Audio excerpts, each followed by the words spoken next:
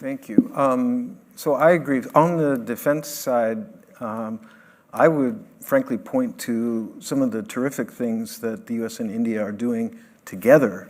I think that's indicative of the kind of shift in paradigm and thinking that you're describing. And I noticed some great things in the fact sheet that came out of Prime Minister Modi's meeting in Delaware, the bilateral meeting with President Biden, including in the defense partnership, the Combined Maritime Task Force, things like that. That's really tackling real here and now issues together in a way. And as you mentioned, in terms of technology, there's now this joint project on semiconductors, building the fab, the first fab, multi-material fab facility in India. So those are dramatic. But let me pick up on the economic point, because we're in New York. This is the city of business and finance, and I know that the Prime Minister, you and your colleagues are engaging with the U.S. business community a lot. So many American companies are de-risking, diversifying, moving out of China, looking for alternatives. There are a lot of them knocking on India's door. But could you talk to us a little bit about, you mentioned earlier, India dealing with obstacles and overcoming barriers of the past. What are some of the obstacles that your government is addressing to facilitate investment and business opportunities, market access by Western and American companies? Look, good question. I would say it begins first with the acceptance that we have challenges. And I think that realization has been very fundamental to the policies of the Modi government.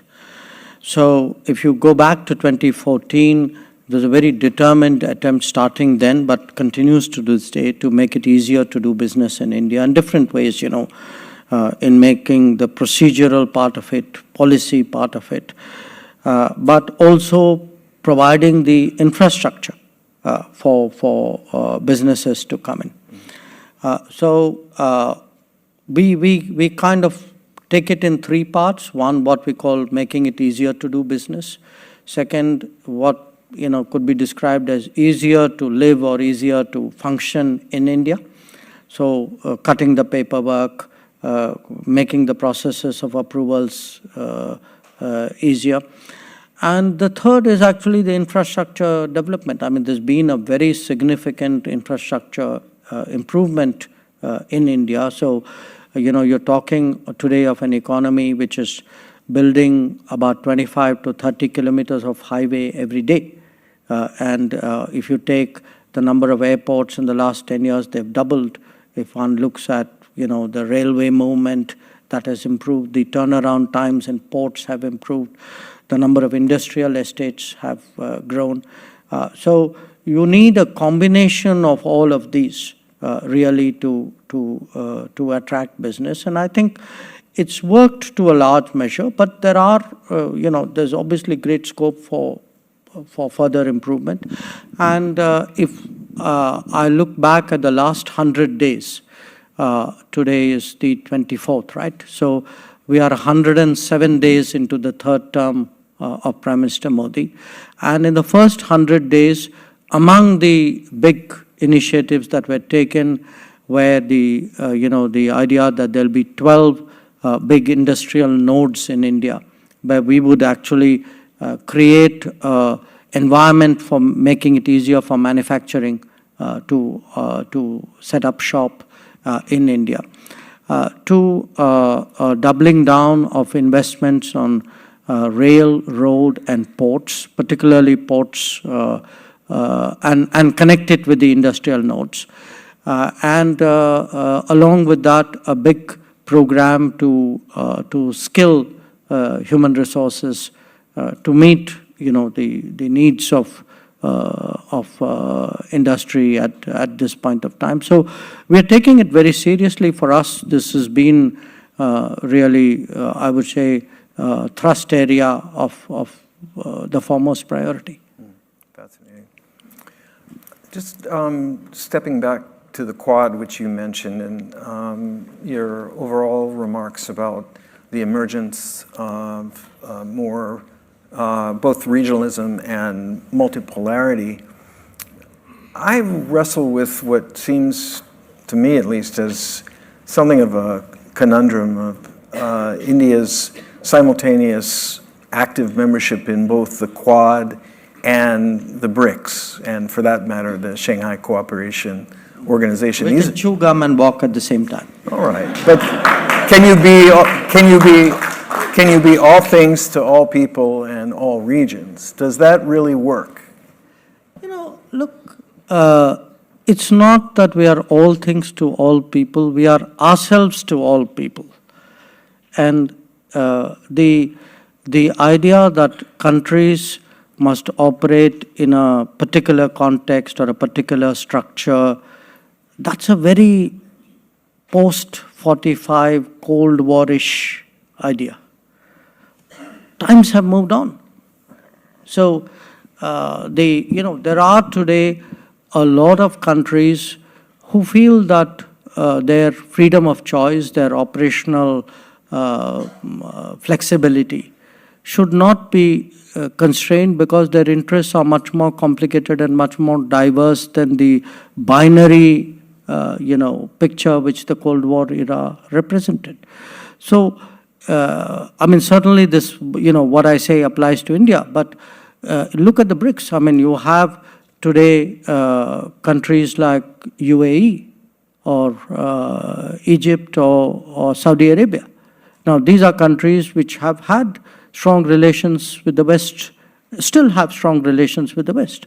So it's not like by being in the BRICS or being in SCO, you are necessarily sort of turning your back on your other relationships. I think it is that ability to operate in multiple contexts and multiple spaces, and that to me is a characteristic of the current era.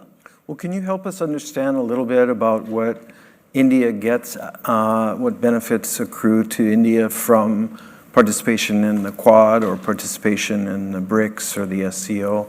Is it the same? Are these substantially different? And which of these, do some of these represent the future and some of them represent the past?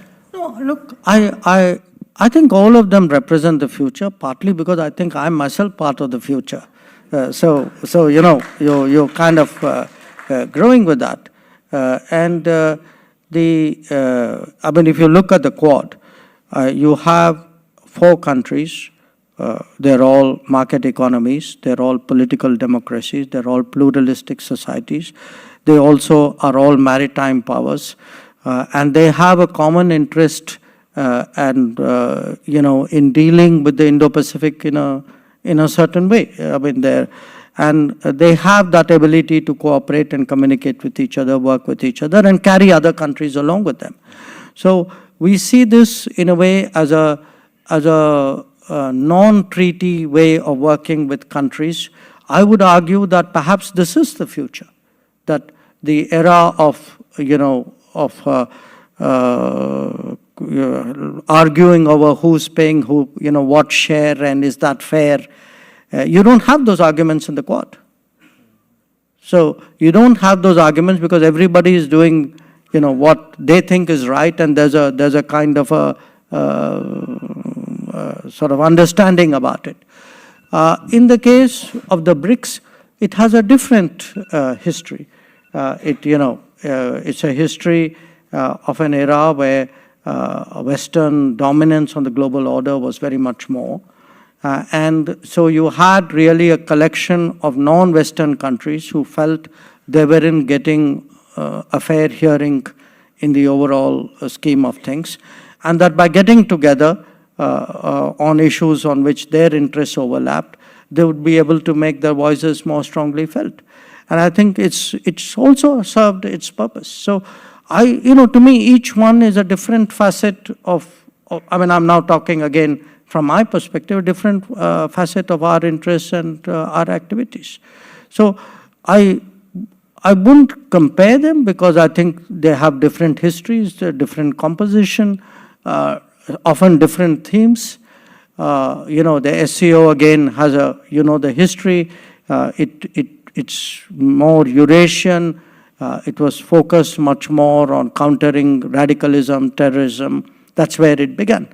And today it's perhaps evolved into something more. So for us to have this range of options, combination of partners working multiple agendas at the same time, that's how it's going to go.